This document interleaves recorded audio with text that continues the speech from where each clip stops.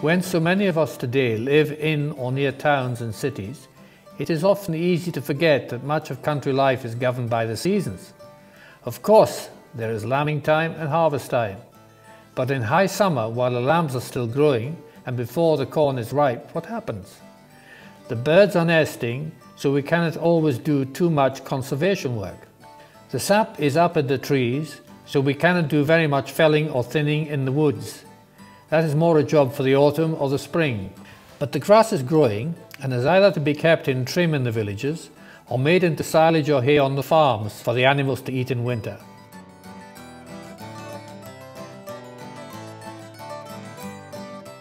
Yeah, my role on the River Till is working as fishery manager for Flodden Estates, managing about 10 mile of the Till. We let the fishing, make the fishing available to anglers, and I actually, over the years, we've created a lot of fishing bays and opened up some of the different beats on the estate waters. And in return, we've done quite a bit of conservation work where we've fenced different areas off, planted them up with young trees, and a lot of these are maturing now, so hopefully wildlife will benefit from all the work that we're doing on the river. The job's been running for about, approximately, I think I've been doing it for about 20 years.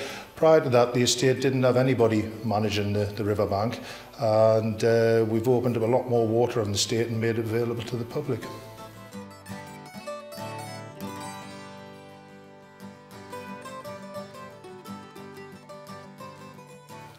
The high summer is also the time when many people like to take time off for a holiday in the countryside. And we like it to look good, neat and attractive. We like to go for walks, go cycling or go canoeing. We like to see birds and wild animals and flowers. But do the kingfishers and the otters, the badgers and the red squirrels and the roe deer like to see us? Conservation areas such as those at Ford Moss Nature Reserve and at Fenton go some way to help.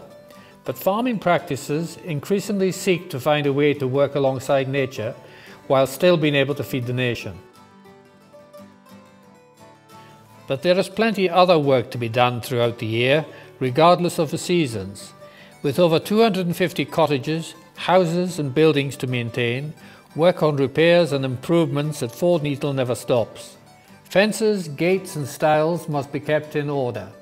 Otherwise cattle and sheep can escape onto the roads or trample the field of ripening corn. Plans have to be made for next season's cropping and decisions made on the planting of new woodland, which will not be ready for harvesting for another 50 years, by which time climatic change may have affected what we should plant.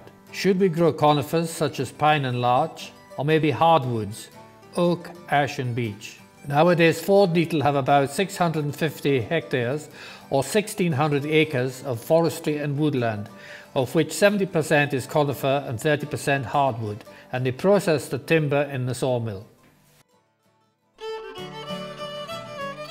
And what about the old farm buildings that are no longer required, that are too small or old-fashioned for modern farming practices? Should they just be left to deteriorate, or is it a chance for someone to come in and occupy them to run a small business from them?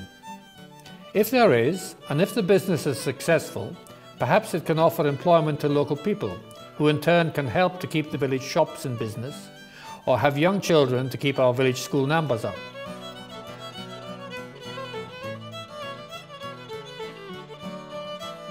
Like many traditional country estates, Flodden Etal offers accommodation for most of its employees. But not all the cottages or houses are required, as the numbers of people employed on the estates has shrunk with all the changes that we've been talking about. About a quarter of those living in the villages of Flodden Etal are currently employed by the estates. Some more cottages are occupied by pensioners whose working life was spent on the estates. And those that are not required by the estates are rented out to people who work locally or perhaps in Berwick or Wooler. We welcome you to Flodden Etal Estates and hope that this short film has given you an idea of what an agricultural estate is, how it has developed over the centuries and what kind of life goes on here. It is a very peaceful and attractive area, but it's just as full of dynamic change and conflicting demands as anywhere in the country. Our aim is to look after it so that the future generations of residents and visitors can enjoy it, learn from it Use its products wisely and be proud of it. You are free to explore the estate's footpaths, bridleways and quiet roads, whether on foot, by cycle or on horseback. Visit our attractions and enjoy them in their context.